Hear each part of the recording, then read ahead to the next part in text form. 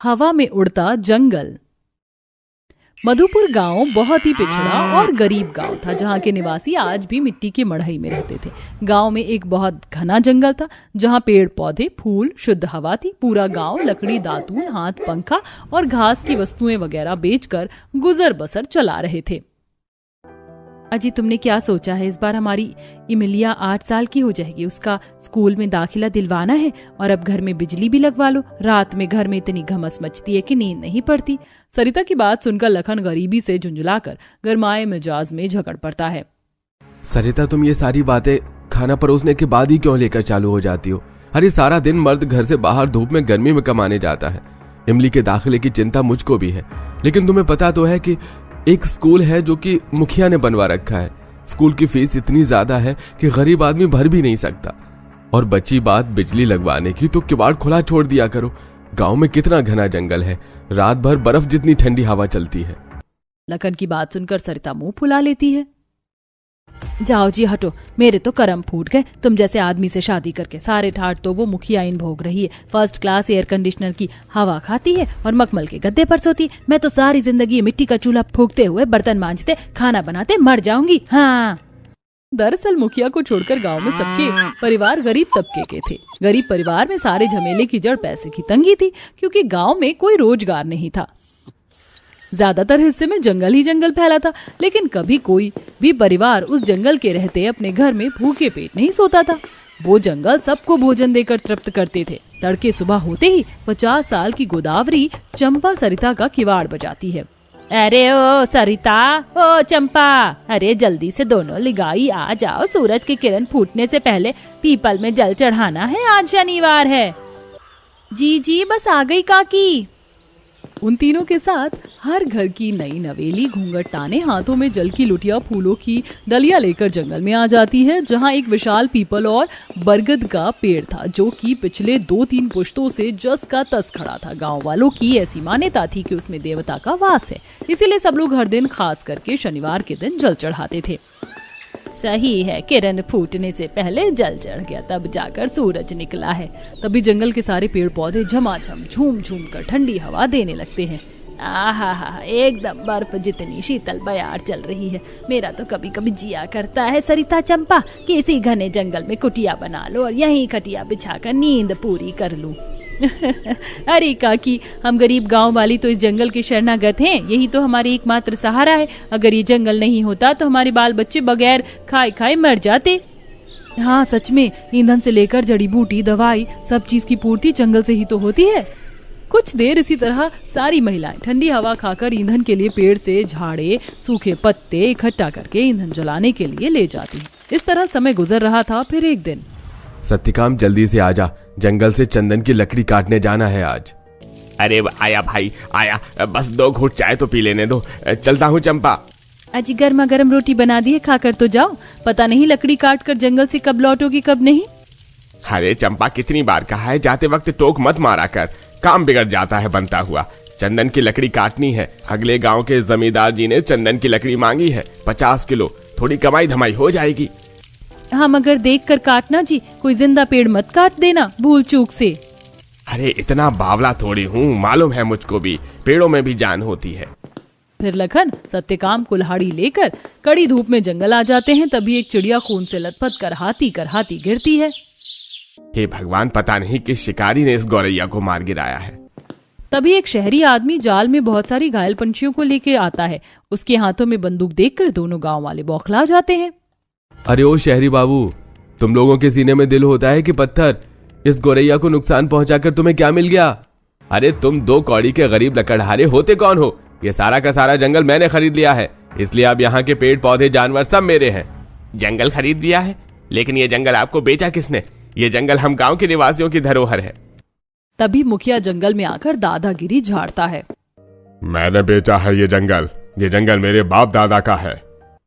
अरे मुखिया जी, इस जंगल में एक पेड़ हमारे पूर्वजों ने लगाया है। इस जंगल से ही हमारे 2 टाइम की रोटी का गुजारा होता था, और क्या करेंगे हम? मेरी बंधुआई करो, मेरे शराब के कारखाने में बहुत सारे कारीगरों के लिए जगह खाली है, आ जाओ वहां पर। बिल्कुल भी नहीं, हम भूखे मर जाएंगे मगर ये धंधा नहीं करेंगे। मुखिया के शहरी व्यापारी के हाथों जंगल बेच देने के चलते पूरे गांव वालों के खाने के लाले पड़ जाते हैं, क्योंकि उनके पास रोजगार का कोई अवसर नहीं मिलता। वहीं व्यापारी जंगल के पेड़ों को काटने लगता है, जिसका पूरे गांव वाले मिलजुल कर पुरजोर विरोध करते हैं। मत काटो जंगल को, ये हमारा जंगल है। ऐसा बोलकर इमली पेड़ से लिपट जाती है। तभी व्यापारी, चल हट, दूर हट, और तुम लोग काटो इन पेड़ों को, इस जंगल की जमीन पर मेरा आलीशान होटल बनेगा। तभी जैसे ही व्यापारी के आदमी पेड़ पर प्रहार करते हैं तो उसके अंदर से खून निकलने लगता है और जंगल जमीन से उखड़कर हवा में उड़ने लगता है, जिससे व्यापारी और मुखिया एकदम ऊंचाई पर हवा में उठा लिए जाते हैं और जैसे ही उड़ते हुए जंगल से नीचे जमीन को देखते हैं तो थर थर कांपने लगते हैं। ये क्या हो रहा है? ये जंगल तो पतंग की तरह हवा में उड़ रहा है। अरे ओ मुखिया, तूने मुझे ठगा है, मैं तुझे छोड़ूंगा नहीं।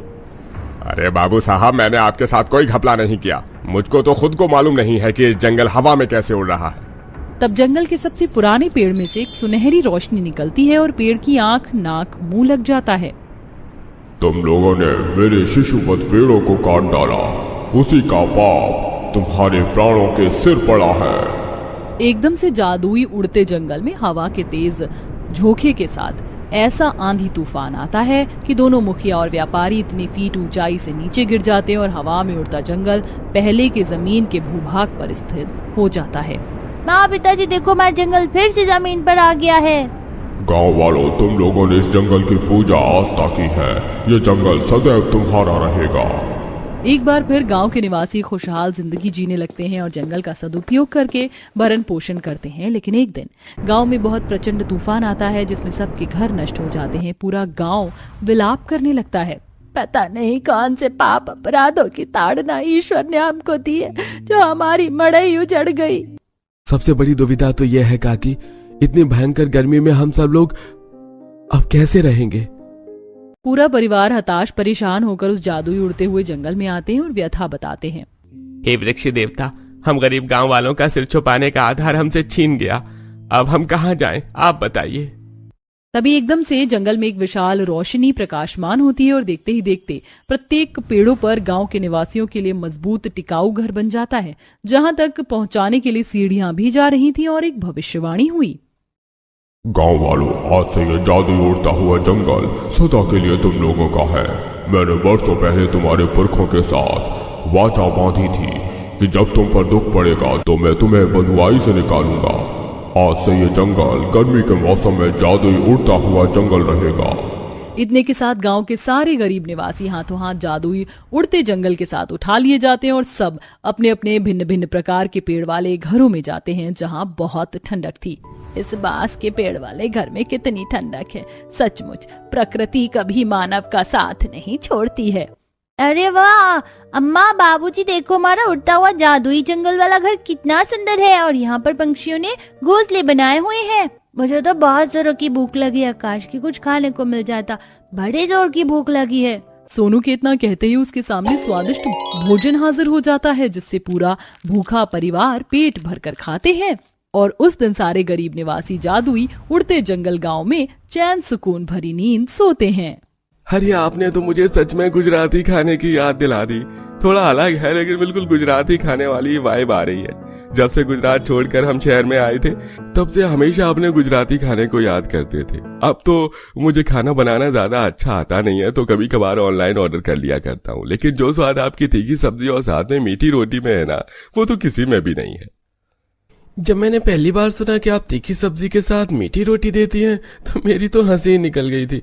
सोचा इतना बेकार कॉम्बिनेशन कोई कैसे खा सकता है, लेकिन जब मैंने ट्राई किया ना तो ये मेरा फेवरेट फूड बन गया। मुझे खुशी है कि आप सभी को मेरे हाथ की तीखी सब्जी और मीठी रोटी इतनी पसंद आई। मैं तो कभी सोच भी नहीं सकती थी कि मैं इस तरह का इतना अलग खाना बनाकर लोगों को खिलाऊंगी और वो लोगों को पसंद भी आएगा। आप मेरे लिए ये खाना पैक भी कर दीजिएगा, आज तो मैं घर पे भी सबको खिलाऊंगा, खुश हो जाएंगे वो। दोस्तों, अगर कोई आपसे कहे कि मैगी के ऊपर आइसक्रीम डालकर खाई जाए तो आप शायद उसे पागल समझेंगे। वैसे ही अगर आपसे कोई ये कहे कि तीखी सब्जी के साथ मीठी रोटी खाई जाए तो आपको वो बात कितनी अजीब लगेगी। लेकिन यहाँ देखिए किस तरह लोग साक्षी के हाथों की तीखी सब्जी और मीठी रोटी चाव से खा रहे थे। इतना वियर्ड और अलग कॉम्बिनेशन होने के बावजूद भी आखिरकार किस तरह साक्षी की दुकान पर लोगों की भीड़ लगी थी और कैसे साक्षी के दिमाग में इतना वियर्ड कॉम्बिनेशन बनाने का आइडिया आया। आइए जानने के लिए अतरंगी खाने की कहानी को जानने के लिए आगे बढ़ते हैं। साक्षी बेटा, आज वो तूने सब्जी में कितनी मिर्ची डाल दी है। भाग्यवान, कितनी बार कहा है तुमसे कि साक्षी को मिर्च मसाले का अंदाजा बताओ। हर सब्जी में भर भर के मिर्च मसाले डाल देती है। कितनी तीखी सब्जी बनी है। इतनी बार तुझे समझाया है कि खाने में मिर्ची कम डालते हैं, इतने अलग अलग तरीके बता दिए मैंने तुझे, लेकिन अभी भी तूने खाने में मिर्ची डालनी कम नहीं की। इतना तीखा खाना हम कैसे खाएं? क्या करूं माँ जी, पर आज तो मैंने सब्जी में सिर्फ 1-1 चम्मच मसाले डाले थे, लेकिन फिर भी सब्जी तीखी बन गई। अपने माता पिता के साथ गांव में रहती थी साक्षी। कहने को तो साक्षी खाना बढ़िया बनाती थी, लेकिन वो हमेशा सब्जी को काफी तीखा कर देती थी, जिसके चलते इसके माता पिता उससे हमेशा शिकायत करते थे। समय गुजरता है और साक्षी की शहर में शादी हो जाती है और आज शादी की पहली रसोई की रस्म होती है। खाना बनाते हुए साक्षी काफी डरी हुई थी और कम से कम मसाले ही सब्जी में डाल रही थी। आज तो मैंने काफी कम मसाले डाले हैं सब्जी में। हे भगवान, मेरी मदद करना। माँ बाबा तो जैसे तैसे करके मुझे सुनाकर खाना खा लेते थे, लेकिन अगर मेरे ससुराल वालों को सब्जी तीखी लगी ना, तो ये तो मुझे बहुत सुनाएंगे। साक्षी खाना बनाकर डाइनिंग टेबल पर लगा देती है और इस बार भी हमेशा की तरह साक्षी की सब्जी काफी तीखी बनती है। साक्षी के ससुराल वाले जैसे ही सब्जी का पहला निवाला खाते हैं तो तीखेपन की वजह से हाँ हो ही करने लगते हैं और साथ में रखा पानी का गिलास गट गट पी जाते हैं। हे भगवान, बहू तूने मसाले में सब्जी डाली है, सब्जी में मसाला। कितनी तीखी सब्जी बनाई है। तेरी माँ ने तो कहा था कि तू बहुत अच्छा खाना बनाती है। भाभी, आपने तो बहुत तीखी सब्जी बनाई है, मेरी जुबान तो अभी भी जल रही है। अरे सब्जी में इतना मसाला कौन डालता है भाई? सॉरी माँ जी, पिताजी, मेरे हाथ से सब्जी अक्सर तीखी बन जाती है। मैं ध्यान रखकर सब्जी में मसाले कम से कम डालती हूँ, लेकिन इस बार भी तीखी हो गई। मैं कल से ध्यान रखूंगी। अगले दिन फिर से साक्षी डरते डरते खाना बनाती है, लेकिन इस बार भी सब्जी में साक्षी से ज्यादा मसाले हो जाते हैं। तूने आज भी सब्जी में मसाला ज्यादा डाल दिया। कितनी तीखी सब्जी हो रही है। अब क्या तू हमें तीखी सब्जी खाने की आदत लगाकर ही मानेगी? साक्षी बेचारी कितनी भी कोशिश क्यों न कर ले, लेकिन उससे हमेशा खाने में मसाले ज्यादा ही गिरते। हर रोज तीखा खाकर साक्षी के ससुराल वालों को अब तीखी सब्जी की आदत पड़ चुकी थी। पहले तो आप लोग बिल्कुल भी तीखी सब्जी नहीं खाते थे, लेकिन अब तो आराम से खा लेते हैं। लगता है आप सभी को तीखी सब्जी खाने की आदत पड़ गई है। भाभी, आपने तो सब्जी में मसाले डालने कम करे नहीं, लेकिन हमें ही आदत लग गई है। चलो अच्छा है, वैसे अब तो मुझे आपकी बनाई हुई सब्जी ज्यादा तीखी लगती नहीं है। मैं तो आराम से खा लेता हूँ। वैसे भी शहर में रहकर हमने तीखा खाना शुरू कर दिया था, लेकिन जब से तू आई है अब आराम से चटपटा तीखा खा सकते हैं हम लोग। अब साक्षी को भी उसके ससुराल में कोई दिक्कत नहीं होती और ऐसे ही कई दिन गुजर जाते हैं। हर रोज की तरह साक्षी किचन में खड़े होकर आटा गूंथने की तैयारी कर रही होती है कि तभी गलती से साक्षी आटे में नमक डालने की बजाय शुगर पाउडर डालकर उसे गूंथ देती है और इस बात से अनजान साक्षी के हाथों आज मीठी रोटी बनती है। उसके ससुराल वाले जैसे ही मीठी रोटी का पहला निवाला तोड़कर सब्जी के साथ खाते हैं। बहू, तूने सब्जी में चीनी डाली है या आटे में चीनी? मेरे मुंह में तीखे मीठे का अलग ही स्वाद आ रहा है। लगता है रोटी ही मीठी है। वैसे इस मीठी रोटी के साथ भाभी की तीखी सब्जी तो मुझे अच्छी लग रही है। आप लोगों को कैसी लगी? मुझे तो तीखी सब्जी के साथ ये मीठी रोटी बहुत अच्छी लगी। वियर्ड कॉम्बिनेशन है, पर हमेशा आराम से खा रहा हूँ। तुम लोगों की बात पूरी होने तक मैं तो आधी रोटी भी खा ली। बहू, मुझे तो बहुत बढ़िया लगी। अब से मेरे लिए तू अपनी तीखी सब्जी के साथ ये मीठी रोटी ही बनाना।